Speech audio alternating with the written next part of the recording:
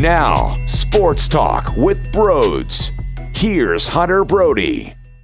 What is going on, everyone? Welcome on into Sports Talk with Brodes. What a fucking game of basketball. If you love the game of hoops, that was outstanding. That was tremendous, and it was so much fun to watch. Did it need to get down to that close at the end? No, I'm not thrilled about it, but I also thought it was a great teaching moment. I thought it was a huge spot for Tobias Harris, so hopefully this just builds his confidence even more than it already has been molded, right? I mean, it's obvious that he is playing the best basketball that he has played, and now you add a game-winning shot. Give me the damn basketball at the end of a game where things were closing and things were intensifying for the Sixers. They were clinching their assholes. Let's be realistic, and he comes out clutch with a big shot.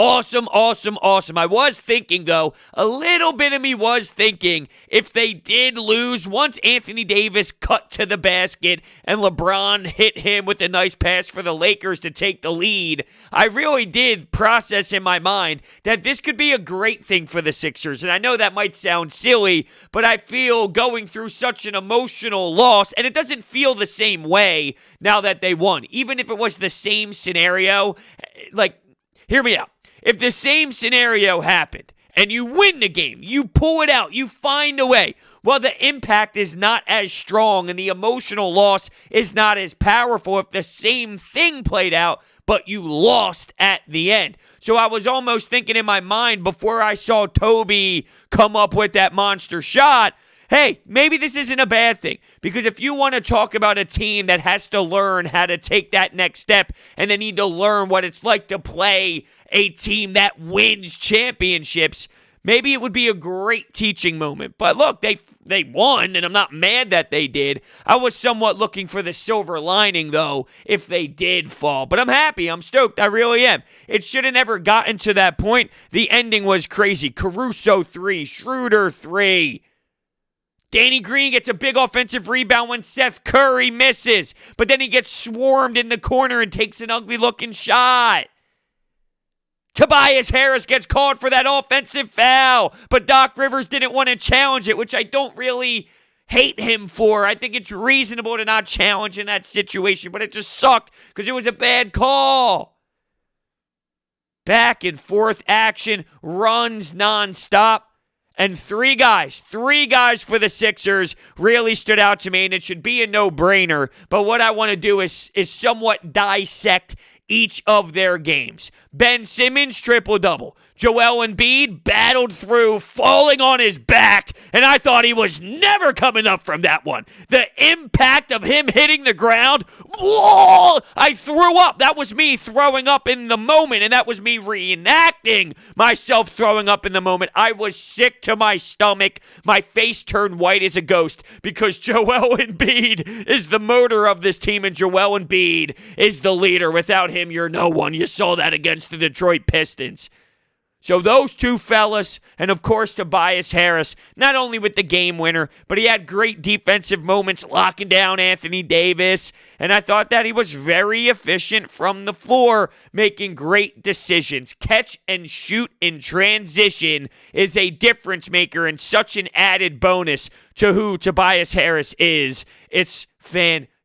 So, we are broadcasting live from the Manscaped Man Cave. Get 20% off and free shipping with the code BROD at manscaped.com. Let's start with Ben Simmons. So, I tweeted this out, and you can follow me on Twitter at Brodes81, by the way. Don't go all run so fast, but it's a great follow.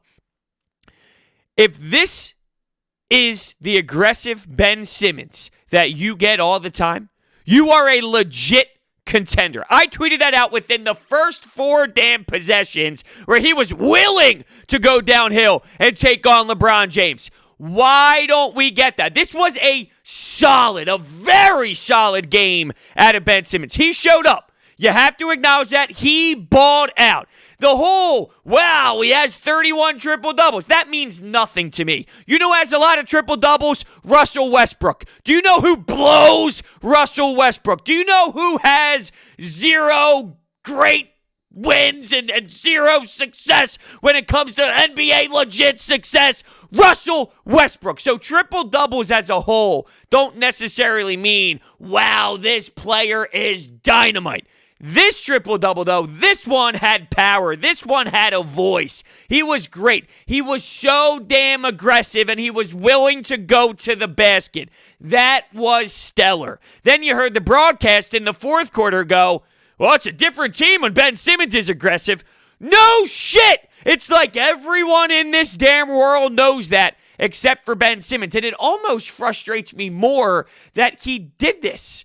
And I know that's absolutely such a crazy statement, but it blows my mind that he is so capable of taking on LeBron James 101, taking on Anthony Davis 101, but there's so many times, let's just say against the Memphis Grizzlies, it just stands out to me in my head, where he has Grayson Allen on him, but he doesn't want to take that matchup. That's my biggest problem with him. He doesn't want to take on matchups that he should absolutely destroy. But he excels and succeeds when he takes on these stars in the league. Please add that up for me. And that's why my blood boils. I know it's there. I know this is something he can do. So when people tell me to calm down and just expect less, no! The reason why you pulled this game out, it's not 100% on Ben Simmons, of course, but he was a huge part of the success in this game offensively by his aggressiveness. Whether he missed the layup on Anthony Davis, he went back, grabbed the rebound, put up the layup. Whether Joel Embiid was getting double teamed and he had a nice spot, he was located perfectly under the basket, then fine, he did that. He was just available throughout. It's not about him having to camp out in the three-corner and take threes. It's about the damn mentality. And people are going to have bad possessions. So this one possession that I'm going to point out, I just want to speak about it because it's something that he does 10 billion times a year. So it's not specifically about this bad possession. All players have bad possessions. LeBron has bad possessions. Embiid has bad possessions. So this specific one, if we're talking about it in this one scenario, it's not the end of the world, but it defines a problem that I have with Ben. LeBron James is all the way on the other side of the court. Here's Ben Simmons in transition, and what does he do? Full speed runs, leaves his feet, kicks it out to Seth Curry. It was so wide, it was going out of bounds. It leads to the Sixers throwing the ball around. I believe Furkan Korkmaz took one of his ugly shots there, and the Sixers got no points out of it, and here goes the Lakers the other way. LeBron's not in the picture. You're in transition. Ben, that's when you play your best basketball. Why are you making trash passes to the opposite side of the court that's leading your teammate out of bounds when you obviously have a matchup that you can totally dominate? Like, that's what infuriates me. Yet he'll take on LeBron and take on AD. You know, I hate to look at it from that perspective, but I'm sorry, that's where I'm at. He was so awesome. And that was the Ben Simmons that I enjoy so much. But you get more of the Detroit Pistons Ben Simmons than you do this one.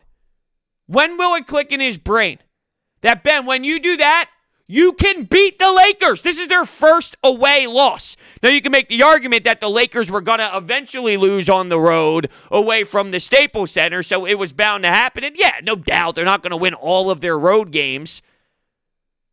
But it's not ironic. There's clearly a connection between the Sixers beating LeBron, beating Anthony Davis, beating this really successful Lakers team that I can make the argument is way better than last year's championship Lakers team.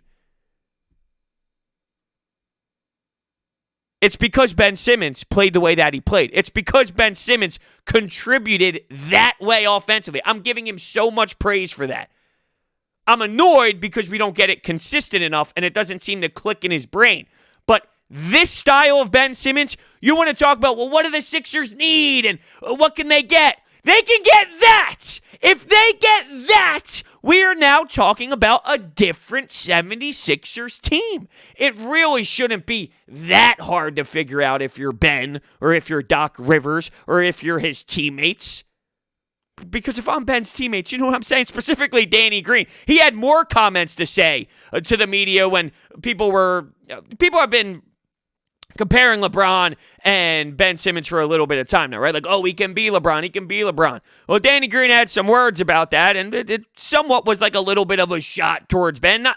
Okay, obviously, LeBron is LeBron, right? So it's not a shot at Ben to say he's not LeBron, but it targets the flaws in his game, I thought. And Danny's been on the record somewhat being very vocal about Ben Simmons and what he lacks. It's not like he is afraid of that discussion. For a new guy to come into this locker room and to say it 3-4 times, I think he's trying to make a statement. Now, I don't know if Ben Simmons pays too much attention to what his teammates or what his coach says to the media, because I'm sure they just block out that noise and they just look at it as player speak, and they're like, they don't care because they know that they're forced to talk to the media, so they're just going to say things. But there is definitely a connection between how Danny Green talks about Ben and how he feels about Ben taking that step offensively, because it needs to happen. The third quarter attacked AD, fourth quarter attacked AD. It was fantastic. 8 of 15 from the field. 15 field goal attempts. Oh, shoot me in the ass and call me Sally. I can't believe it. Is that really what that says? 15 field goal attempts for 17, 11, and 10? Damn, Ben. Recognize this. This is something you're capable of doing 9 out of 10 games. I'm not even demanding 10 out of 10. 9 out of 10. 8 out of 10. I'll live with 8 out of 10. All right? All right. One more thing on Ben before we move on to Joel Embiid. There's this action that they normally run this, but they added Danny Green for 3, and I thought it was poetry. Seriously, poetry. Snug pick and roll by the corner, and it was real tight. It was really close, and instead of utilizing the big man rolling to the basket, or instead of Ben rolling to the basket, Danny Green slips off to the corner. It was just a magnificent pass. Boom, nothing but net, and I really hope that they utilize that more moving forward, because that was awesome. A+. And I don't know if I mentioned this at the top, and I'm pretty blown away that I didn't hear, and maybe I did, and I'm repeating myself, but just that action reminded me of that pass by LeBron. Oh, my Lord. I'm going to feel stupid as hell if I re-listen to this and realize I did mention this at the top, but for some reason my brain is telling me no. There was so much that happened late, and I'm so excited and so going crazy right now I can't even operate. But when he took Joel Embiid one-on-one late possession from the top of the perimeter, it looked like Embiid stayed with him the whole way. It was magnificent defense, but here's LeBron James, the greatest player I've ever fucking seen. He's driving, he kicks it over through 3 defenders of the Sixers, kicks it over to a wide open 3, and bang, that's helping the Lakers kind of crack back in during their late stretch through the last handful of minutes. And wow, I was stunned. I just remember I was standing at that point. I wasn't even sitting down. I was standing 2 inches away from my TV with my hands crossed, sort of stunned in the moment. How did he make that pass? In what world can a human being thread the needle to that degree? So sick in a good way. All right, so Joel Embiid going up against his father, Marc Gasol. First quarter, no issues at all. Gets 13 points. I thought he really had a great mindset and a great philosophy early. I'm not afraid of anyone getting to the free throw line, knocking down his free throws. I thought Joel Embiid was really stellar early. Second quarter, not so much. And the Sixers, they really did struggle when he was off the floor. That's not something new. That's something that we see all the time. But the Lakers creep back into the lead. The Sixers finished the first quarter shooting around 62% from the field goal. They had a 34-24 lead. There was one stretch that I loved so much. I can't believe I'm starting it out this way, but I am. Furkan Korkmaz hits a 3. Okay, let's move right by that. Joel Embiid blocks LeBron James on the defensive side. It leads to a Danny Green 3 on the other end, and the Sixers are up 16, and the Lakers call timeout. The Wells Fargo Center rises as Joel Embiid gets the non-people going. I was on another level at that moment, but that's kind of when Embiid hit the bench and the Lakers creep back in. But that moment in the game, it was so damn early, but it just set the tone a little bit. It kind of gave us that vibe on how it was going to play out. You knew the Sixers would eventually slow down. You're not going to shoot the basketball that damn well. It would eventually level back out to the average, and it did. But, whew, those early moments, I was loving it. The third quarter, that hard foul was brutal. The replay was bad. The sound effects were bad. It was a flagrant foul. I don't think LeBron James was playing the ball. I also feel, though, that the reaction was obnoxious, as if LeBron James was just so brutal and was so disgusting in that moment. Now, here's Embiid coming in full speed to make a dunk, and he kind of like shied away a bit, and he extended his arms, but I don't think it was some egregious, horrible play where his mindset was to break Joel Embiid's back. It's a fast game. It happened quickly, and it is what it is. It's a flagrant foul. I thought that was the right call. I didn't love the fact that Embiid got a flagrant foul almost on the opposite possession when he got Anthony Davis in the face because, you look at the two scenarios, and one is a little bit more heavier than the other. But still, let's not act as if LeBron is some asshole to the point where he really wanted to intentionally hurt Joel Embiid and make some sort of awful play towards him. It was a flagrant foul. I think a lot of people were bothered by LeBron complaining tonight because I thought it was to an extreme. The entire Lakers team, it seemed like whenever the Sixers were taking free throws, they were huddling up with one of the referees, putting their hands out, kind of clapping at them, saying this and that and bitching. So I know that adds a lot to the emotional side of that specific individual call. I thought it was nothing other than a flagrant let's move on. Let's not make it to the extreme of LeBron James is really trying to hurt Embiid. That was a dirty play. It wasn't a dirty play. It was unfortunate that Embiid landed on his back. But let's look at the positive. Joel Embiid stayed in that damn basketball game. That is not the old Joel Embiid. This is a new Joel Embiid. This is a blow smoke out of your nose emoji type Joel Embiid. The old Embiid easily out for the night. Let's prepare for the next game. That is not the case any longer. And that is something so awesome out of Joel Embiid. He finished with 28 points, 11 of 13 from the free throw line. And it's almost as if when you look at 28 points, he had an off night. Almost a 30-point performance. He had an off night scoring. And of course, I'm using air quotes when I say that. He was a monster reason why this team came out on top. And how about Anthony Davis, by the way? Because we're looking at matchups, right? Anthony Davis, come on, dude. What a loser defensively. What a loser defensively. Really, come on. I want to see you with the matchup we've been looking for more often than you did. Please. Come on. You want to talk about being one of the best big men in the league? All right, take the initiative then. Want it. Demand it. Come on, AD. Come on. I didn't like that. All right, Tobias Harris. I talked about the game winner. It's so crucial to look at Seth Curry during that last possession. LeBron James couldn't help as quickly as he wanted to because you have to respect Seth. Now, it's not as if Seth Curry had an awesome game. He had a quiet game, but it's just about him standing there. I talk about the impact of the roster change so many times to this point. Him standing there is enough to force LeBron to have to stay there for an extra half second, and that's the difference in Tobias Harris getting to his spot and drilling the game winner. It's that important just to have guys who possibly can make a three. Just having them stand there out by the perimeter is the difference in executing or not executing. Spacing alone changes what you can run, how you can operate, how much space you have, what the other team needs to do to defend you. It's crazy. So just go back, watch that clip, and you can see the impact of the roster change just like that. You can run the same thing last year. Tobias Harris, go get me a bucket. You ain't executing it to the same degree because Al Horford, Josh Richardson, nope, no. It doesn't get done the same way. You don't score the same way.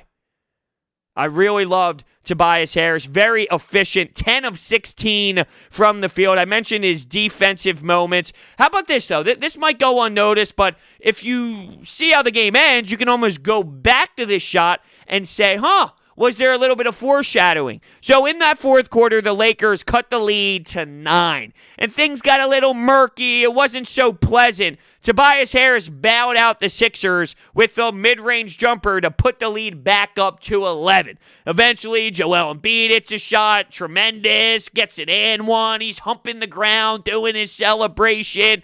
But when the Lakers cut it to 9, I put a little star in my notepad because I thought that was, maybe a defining moment on where that fourth quarter was going to go. Was it going to go all Lakers? And even though Tobias responded with that bucket to make it back to a double-digit lead, yeah, the Lakers still made that push, but that was a big shot by Tobias. And if he didn't make that shot and the Lakers just blown away with more of a crazy run, who knew how this would have ended? I thought that was a very timely deuce, if you will, and something that needs to be recognized. Other things, we have some other things in there. Shake laughing at LeBron James on the foul. Shake didn't like the call. I thought he had his hands up and down. LeBron goes to the ground. And I'm like, all right, Shake. You're looking at him like, damn, that's my idol, right? This is LeBron James. No. Dwight Howard airballing the free throw and Joel Embiid sort of making fun of him. Dwight Howard at the charity stripe has been embarrassing. LeBron, 34 points. I mean, he still has it. You can argue this is the best year of his career. Not so much physically and athletically because, you look at the 26, 27, 28, 29-year-old LeBron James, different type of animal, different type of beast. But when it comes to the knowledge of the game, it has still grown and it is still growing, and somehow, some way, it just continues to help him develop as a player this late in his career. You talk about Joel Embiid being the MVP, and of course I will defend that till the day I die right now. LeBron is a close second, if not leading the way, and it's boring to give it to him because he can win it every single year. It's one of those, but damn, is he seriously still providing such a spark for this team and leading them to high places. And it's so enjoyable. At least for me, I enjoy every minute of watching this guy play because he has transcended the sport. You talk about all the greats, and people want to complain about, MJ, LeBron, why is this even a discussion? Forget about all that nonsense. Talk about the greatest who ever played the game. Kobe, Shaq, Michael Jordan, Magic Johnson. He's in that conversation, always will be. Appreciated. He's one of those that you hate throughout, not me, but the people who do hate him. You hate him so much, and then when he ends up retiring, you go back and appreciate all of those moments when he was the villain. But why? Why do that? Why not appreciate it while it's happening? I think there's more enjoyment out of that than hating someone so much, despising his play, and then giving him the golf claps after the career is over. But I guess that's part of sports as well. All right, before we get to the Anytime Hotline, which I'm sure is going to be buzzing, I need to let you guys know about my friends over at DraftKings.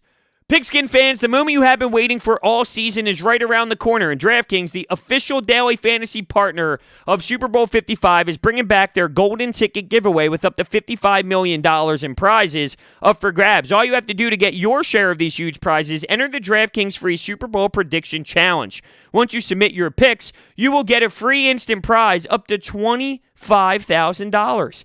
And if you have the most predictions correct, you can win the top prize of $1 million.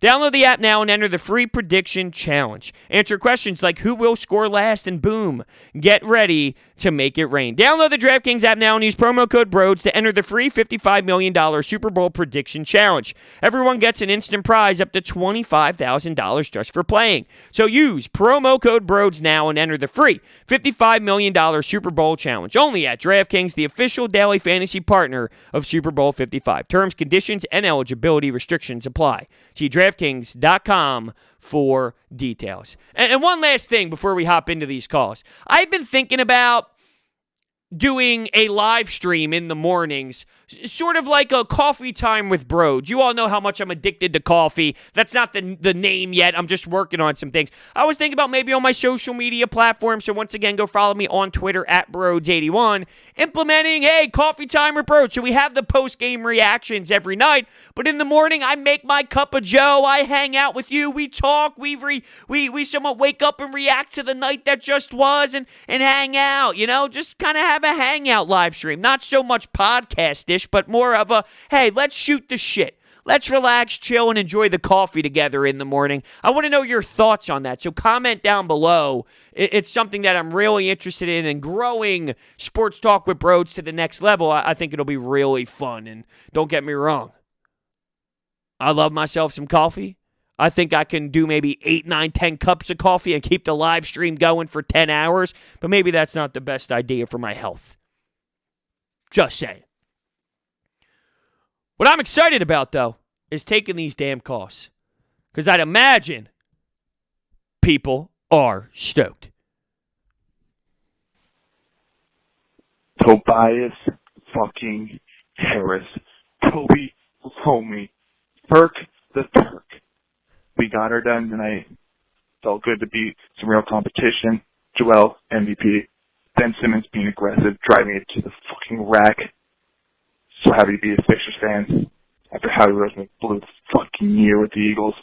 Whoa, okay, going Eagles on me. I can't go down that road. Not tonight. You can't do that. Now, you threw a little Furkan Korkmaz in there, and of course, I saw him hit a couple, 3 very limited minutes. What do you have, 8 minutes or so? Okay, 8 minutes. You want him to get out there more. Did you see what happened when LeBron was licking his chops and had a one-on-one matchup with Korkmaz? He just shredded him to pieces. So 7, 8 minutes or so of Furkan Korkmaz just to get a spurt of a couple, 2 threes or so. Okay, I can live with that. I can't stand the man, but 8 minutes or so? You're telling me 8 minutes? It makes me cringe defensively, but if that's the production you get, okay, I guess I can't really bash him today. But did you see defensively how easy it is to torch that guy up? And that's going to be the problem because you can't hide him. You're not going to be able to hide him. You are going to get targeted. You're going to get abused. You're going to get players to literally get a pick, switch, and then wax that ass. And that's why he didn't play 20. Because if he was shooting the way that he did in those limited minutes, he would be playing 20 minutes. Wouldn't he not? You don't just play that guy 8 minutes or so if he's knocking down shots like that. So what does that tell you? There's a reason why he's not on the fly. I can't believe you. I liked everything else besides the Eagles' point and Furkan. Ben Simmons aggressive. Joel Embiid MVP. Tobias making the shot. Don't do this to me, please. I had a good day today. Don't bring up things I don't want to listen about, or I don't want to listen about Furkan. You knew that. You knew that. Oh, don't put me in a sour mood. Just finished watching the game, and I'm still concerned about the Sixers offense. There's just too much standing around. I mean, it's great that Embiid can go one-on-one and carry the team on his back, but he gets the ball in the post, and people just stand around. Ben Simmons, to me, has these empty calories where he's just technically a fast break point guard at this point. Every shot they have is mostly contested. I just would like to see more off-ball screens to get some ball movements, to get some more easy baskets. Great win, but still concerned about their offense. Yeah, I think that's fair. Look, it was an exciting win, emotional win. We get a calm down, rational call here. Yes, down the stretch, offense wasn't looking great. You didn't get great possessions. You weren't making your shots. So it was a combination of a lot of things. I think that's really, though, when you look at it, that's what happens when you play a better team, a playoff team, an NBA Finals type team. You're going to have less space to work with. You're not going to get as many shots. There's going to be moments and stretches throughout where the other team is going to get easier looks. Specifically that second quarter, I thought the Sixers were really, really trying super hard to get their points while it came more naturally to the Lakers. Lakers, that's just kind of what happens when you play better talent. You're not playing the Charlotte Hornets. You're not playing the Cleveland Cavaliers. You're not playing some of those other squads, the Detroit Pistons. This is more of a closer game to what you're going to see when things slow down a bit. So I think that's just natural with who you're playing on the other side and the intensity of both teams really competing at a high level. But I think it's valid to have concerns, right? I mean, they almost blew it. They were so close to blowing it. They pulled it out. But if that's a playoff game, I think you feel a little bit different about it. Because it's a regular season, you take a deep breath, you realize this is a teaching moment, you're excited that, Toby hit a nice shot, and you move on to the next game. But if this is a playoff stretch, I think this down the fourth quarter run where the Lakers, made plays after plays and you weren't able to stop them, I think it's way more of an intense discussion. But I think it's a decent call after tonight to kind of put it back in perspective for everyone who's just riding the emotional high. What's good, Brodes? I thought we only beat bad teams. Toby gets called for that absolute shit offensive foul, and he seals it for the Sixers in the end. Play that damn song. 1, 2, 3, 4, 5, Sixers. Let's go. Okay, look, I love the intensity. I'll push back on your thought, though. Me saying they only beat bad teams, that's not what I said. Their schedule only laid out that way. I'm not mad at them for beating up on the bad teams, but to say early in the season they haven't played anyone significant yet is not me saying they can't beat good teams. It's saying they haven't had the opportunity to play good teams yet, and I would like to see how they match up against those better teams. They played well against Boston. No Jason Tatum, which skews my mind a little bit, but still impressive wins. They could have lost, which would have been the alternative, and that wouldn't have made me happy. So me saying throughout the start of the season, well, they haven't played anyone good yet, that's not me saying they're not capable of beating good teams. It's saying I haven't seen it yet.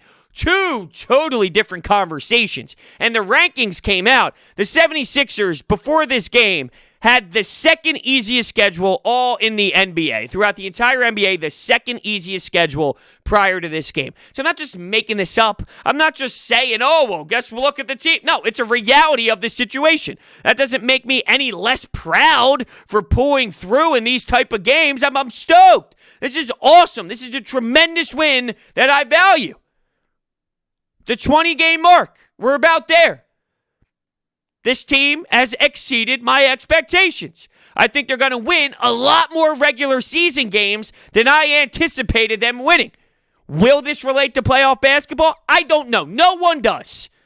And I think the concerns of the previous caller that, look, this offense gets stagnant, it gets ugly, you got the other team making late runs. Well, there's a correlation between that and maybe what you'll see when you do play playoff basketball. But let's not discredit this win. And let's not twist my words from earlier this season. Oh, man, my heart is still beating, man. Embiid, just keeping it normal. But he had a little bit of a down game, but for once the rest of the team stepped up. Ben Simmons with a heck of a game. Nice triple dub right there. And then Toby with that clutch shot, man. My heart is still pumping. I'm so hyped. Yeah, we let down quite a few points at the end there, but a win over the reigning champs, I'll take it, man. I'll take it. Love the show. Thank you so much. What I missed about this matchup, though, is the fans. This is one of those moments where everyone in town's talking about it. You're walking around Wawa, you see someone with a Sixers hat or maybe a Sixers jersey. Oh, you're heading down to the center tonight? Yeah, man, it's going to be great. LeBron's in town. Like, surrounding the city when LeBron and the Lakers come to town, it's just a different vibe. It's a different energy, and I feel you didn't really get that passion from everyone, even though we were juiced up. I'm not trying to downplay that, but you know what I'm talking about. Everything surrounding knowing that place is going to be on fire. And I talked about what happened early, right, with that 16-point lead with Danny Green hitting a three, Joel Embiid getting a big block. The Wells Fargo Center would have been on another level, just screaming, and the building would have been blown up with excitement. And unfortunately, we missed that chance. We did, and it sucks.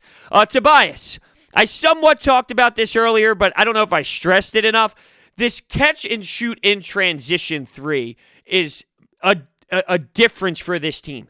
Adding that element and being as efficient as he is, knowing how Ben Simmons works with the fast break and knowing what he does in the open floor and pushing the pace and getting out some of these spacing and shooting, he's not thinking, he's not putting the ball on the floor, he's not waiting for the defense to kind of settle in. No. Catch and shoot three from Tobias, it's elevated this team. And he did it in this game in moments. And here I am on my couch giving the three. Am I the only one? When someone makes a big shot, I put the 3-ball celebration up, and maybe I give the Carmelo Anthony dagger to the side of the forehead. I know I do that. I know I do. Wow. All right. I've always said that Tobias Harris is going to need to step up and be our closer, and boy, did he show that right there.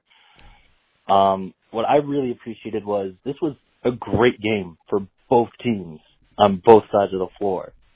Yeah, it wasn't a great look to see us, choke that away at the end, but I think it was a great look.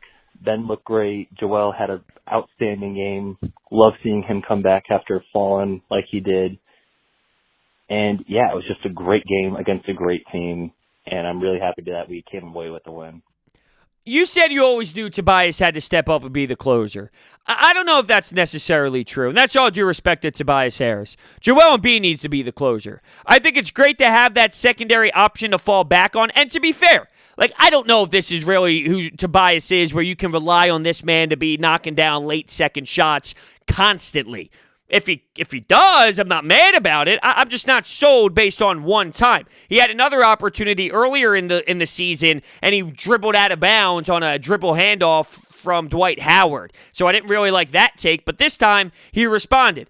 I like that he can possibly be the option if needed, but I don't sit here and watch Tobias Harris play and say that guy needs to be my closer. I think there's a difference. So unless that was some sarcasm and I was reading that the wrong way, but the tone seemed legit, so shame on me if it was sarcasm. But I don't know if Tobias Harris is really the closer. I like that you kind of have that versatility to do it. Speaking of versatility, Orbit Energy and Power, they can do so much for your home. Whether it's installing solar, water purification systems, clean, healthy water for your family, backup energy services, battery storage, electrical upgrades, you name it. And with over 20 years of experience in the solar industry, they are home to your solar experts in not only residential, but in commercial projects. Their program helps eliminate your electric bill completely. We are talking about $0 down and no risk and no need for investment. It's actually absolutely incredible. Make sure you check out their information down below. I'm super juiced with that win, though. There's obviously negatives involved, but there's a lot of positives as well. It's just a good win. It's a good regular season win. We wanted to see what this team was going to be like tested, and they responded. They responded. It got ugly. It didn't need to get to this level, but they responded. And I think you got to acknowledge that this is a good win. And with Ben being aggressive, Joel coming back from that back injury there and stepping up and not missing a beat, and Tobias coming up clutch. You got your top three dogs really doing something special. And with Seth Curry, while he didn't really add much to the score sheet, what he did do was stand. And that's so important because, as I've kind of been alluding to, Daryl Morey's impact is so significant. You make that trade and you add these spacers, that just opens the floor for your team to make other plays and to make strong plays and to execute those plays. You have a better chance to, just based off of that. Seth, stand there. LeBron's going to be forced to have to hold you out by the perimeter, which made him late to helping out. So thank you all so much for listening. Thank you so much. And I will see you next time.